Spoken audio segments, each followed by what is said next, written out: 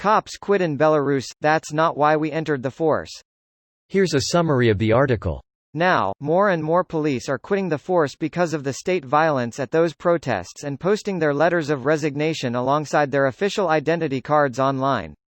Yegor Yemelinov, a police captain from Novopolotsk, about 240 kilometers north of Minsk, resigned after 17 years on the force. Yemelinov said he would never force people to disperse, let alone hit them, even if he were ordered to do so, whatever the consequences. We never taught our students anything like that. That's not why we entered the force. Alexander acknowledged that he had been deployed to break up protests after the 2010 presidential election, but said he had not participated in arrests or beatings. Employees at the investigating authority don't go out and chase people off, Vladimir, an officer who asked that his real name not be used, told DW. But every officer swears to serve the nation. Until recently, Vladimir had worked for the investigating authority in a city where demonstrations were dispersed by force. Vladimir then wrote a report in which he requested inquiries into both the actions of the security authorities and the evidence of election manipulation. If the situation in Belarus does not change, he said he would likely be fired after 17 years on the force for discrediting the investigating authority. This post received a score of 22,000, with an upvote ratio of 97%. Here are the top comments in response to this article. Future headline: Putin sends 2,000 Russian police officers to Belarus.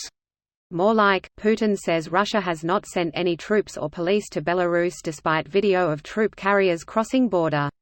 Putin says Russia did not shoot down Malaysia Airlines Flight 17 despite strong evidence that a mobile book surface-to-air missile launcher had been transported from Russia on the day of the crash, fired from a field in a rebel-controlled area and returned to Russia afterwards.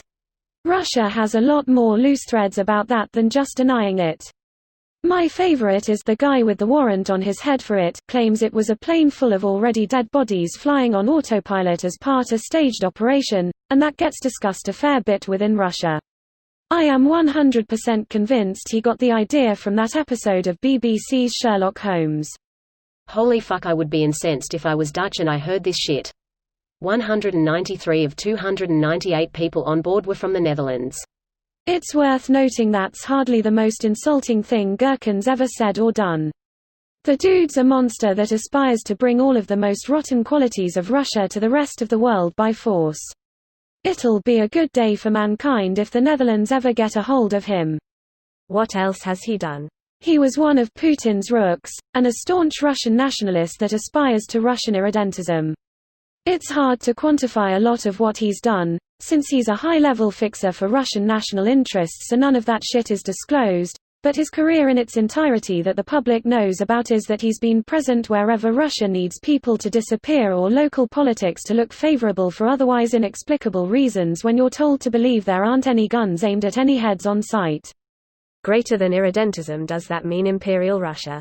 So he is kind of like a CIA shadow commander for various projects aimed at destabilizing or and shifting things for the cause of Russia ultranationalism. Pretty much.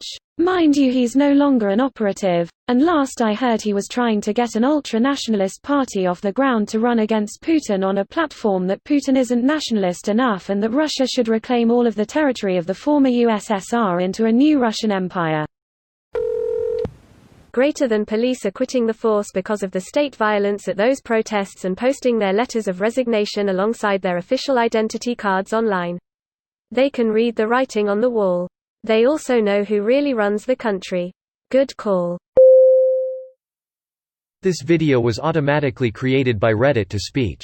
The article and comments in this video were selected from Reddit according to their upvotes, and any paraphrasing was performed by smmry.com, without any human intervention.